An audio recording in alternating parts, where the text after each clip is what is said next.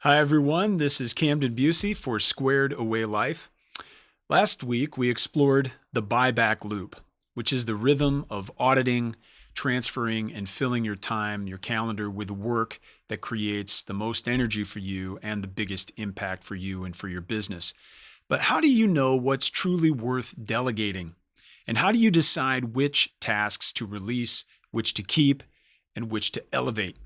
Well, Dan Martell answers that with a simple tool, a simple process called the buyback rate. You need to figure out what your buyback rate is. Now, your buyback rate equals your annual income divided by 2,000 and divided by 4, or you can simplify that, your annual income divided by 8,000. Why? Well, 2,000 is a rough estimate of the working hours in a year. And dividing that by 4 sets a reasonable return on investment. He thinks you should at least get a 4x return on investment in order to move these tasks move these tasks aside. And this serves then as a threshold that you are to delegate anything that costs less than 25% of your effective hourly rate. So if you earn $100,000 per year, you divide that by 2,000, you end up with $50 an hour. And then you divide that by 4 to get your return on investment, that's $12.50 an hour. So any task that you could delegate, automate, or outsource for less than $12.50 an hour is below your buyback rate, and it belongs in your and if it belongs in your delegation zone, you should pass it along. The delegation zone are things that don't light you up and that don't provide a lot of return on investment to your organization.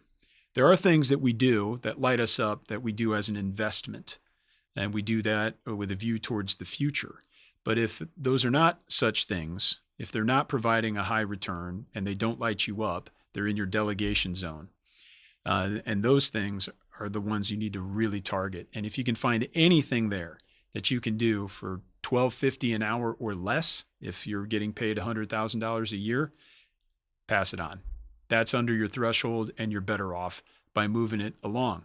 Now, once you free those hours, so you've delegated or you've outsourced those activities, the goal isn't just to do nothing with the remaining time that you saved, but the goal is now to reinvest that time in higher value activities, which are the creative, the strategic, and the relational work that generates a higher return as well as lighting you up. And then, presumably, because you're spending more time on things that generate a higher return, your income will rise.